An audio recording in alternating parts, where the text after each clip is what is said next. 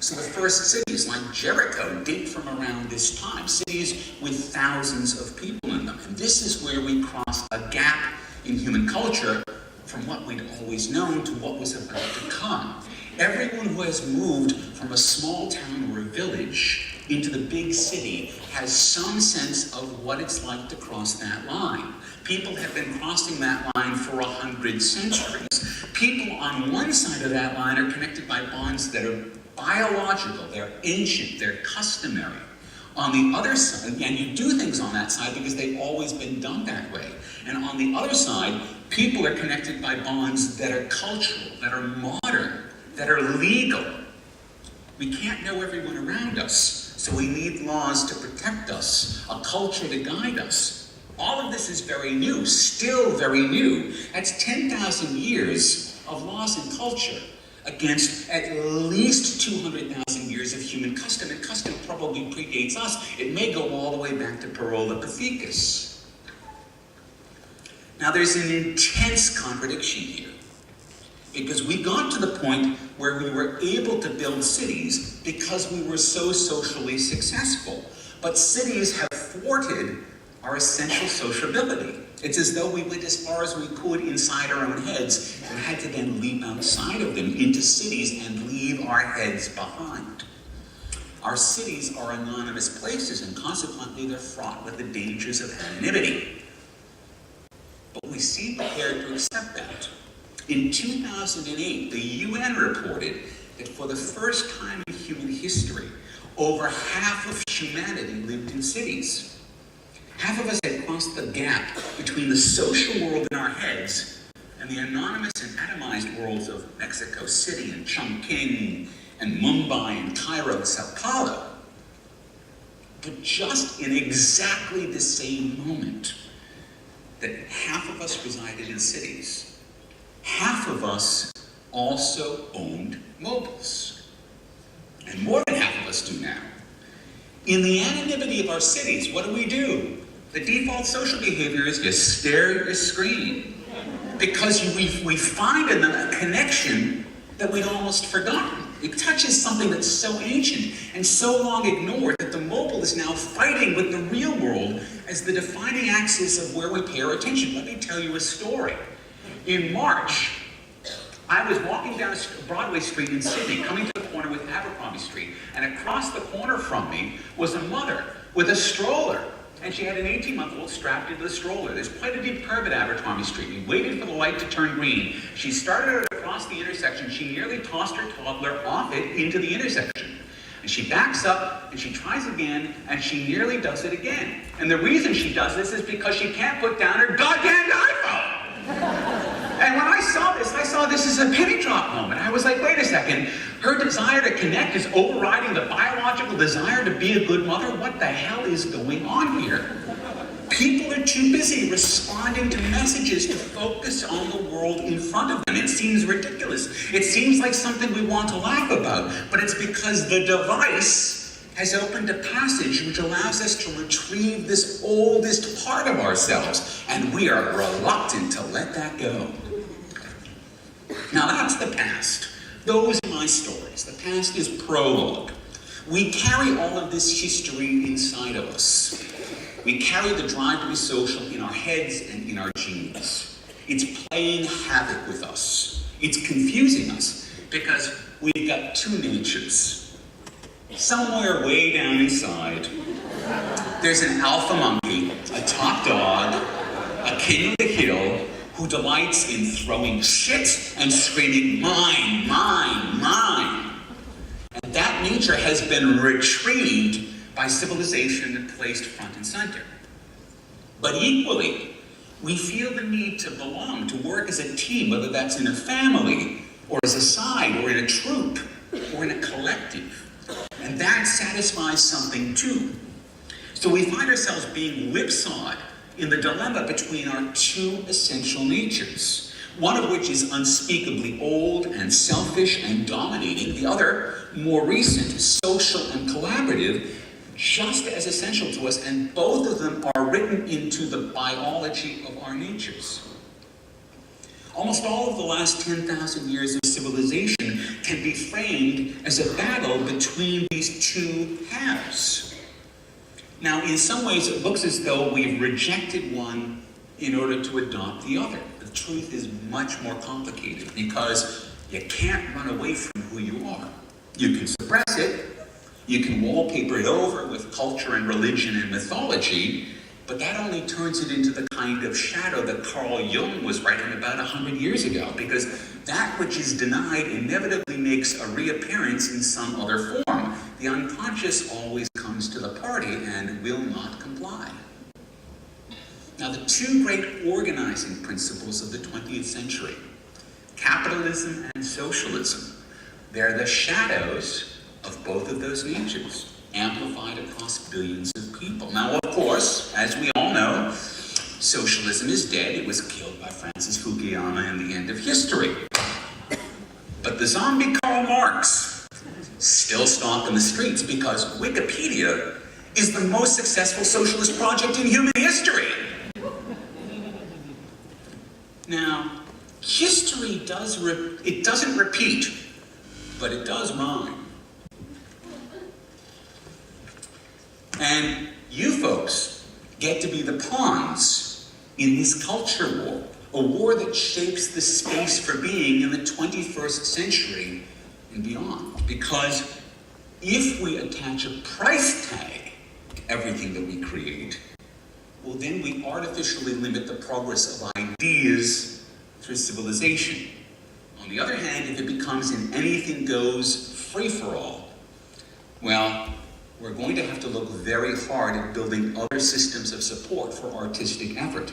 Either way, in the absence of that support, you lose. Because in one direction, you're caged and constrained as a pet in a pet store, and in the other direction, you're free, but you're on a blasted and empty heath without food or shelter.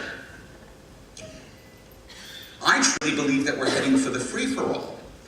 Because although all of the conservative forces of culture try to constrain and control and capture and command, this is becoming increasingly difficult. People command themselves.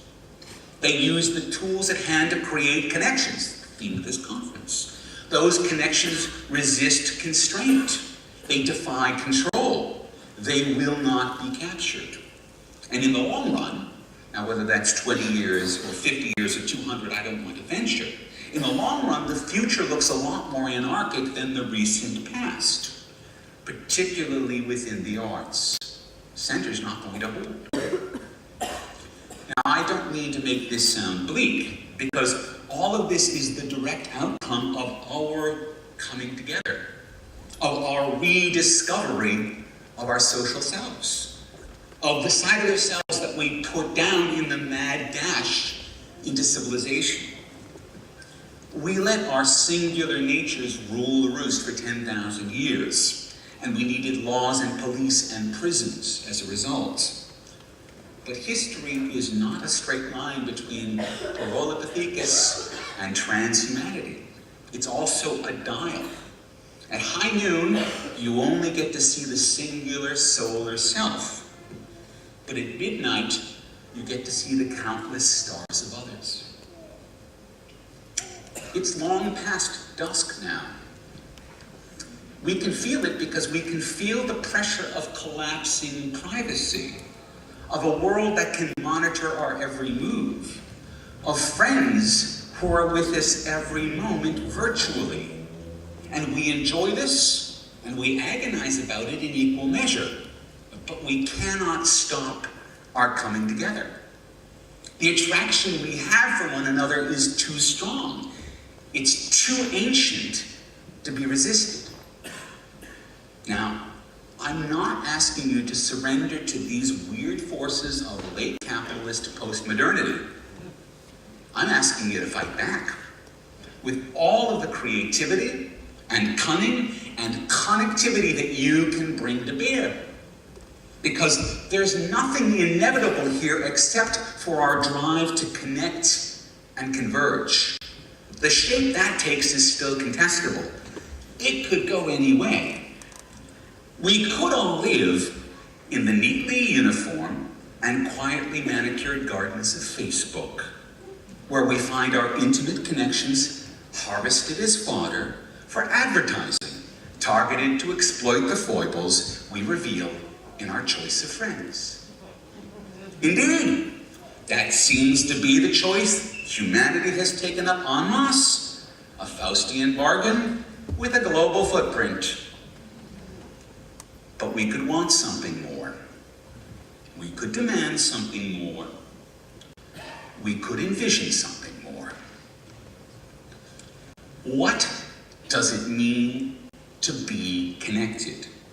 What does it mean to grasp the nettle of the other so tightly it integrates with your soul? Can you show me? Can you tell me? Can we grasp the tribal mind? A world where we know each other so well, we live in each other's heads. That's what we lost as we moved into civilization. And that's what's come rushing back in just this last handful of years with such overwhelming force of speed and memory. It's thoroughly swamped us. We're going down. The question is how and what will come of us when we sink to the bottom. We can make a connection with someone we haven't seen in 30 years and don't really care about that much. And we still don't know the people who live next door. We have disconnects. We have massive disconnects in our culture and in our thinking. And art must be the way that we become aware of these blind spots. Art must be the mirror that shines the light into the dark places, the shadow and the unconscious. Art must be the thing that tells us to wake up when we sit transfixed by the glow of the screen that we hold in the palm of our hand. If we do not interrupt that, if there is no intervention, we will continue to sleepwalk, wandering out into traffic that moves at an ever faster rate. Now, this intervention need not be electronic. It probably shouldn't be electronic. It should be embodied. It should be immediate, as solid as a Zen master's slap, as loud as the crack of thunder, as bright as the flash of lightning. It should be drawn and sung and danced and carved and painted and uttered. It should be absolutely clear, as unavoidable as advertising, and utterly irresistible. Okay, so it's a tall order. But as someone inside the vortex, I tell you, we need this. Without your vision, there is no vision. And blindness leaves us prey to all of the monsters that lurk in the dark. You have that vision, and you have the gift of distance, because being regional means that your bonds of community have not been as overwhelmed by the demands of civilization. You sit just far enough outside to see the truth of things. We need you to show us that truth so that we can know how to act. Otherwise, we will pull you into our madness. We will all be colonized by forces, commercial and political, that use hypnosis to close the gaps in the smooth functioning of power. But we can say no. We can unplug without disconnecting.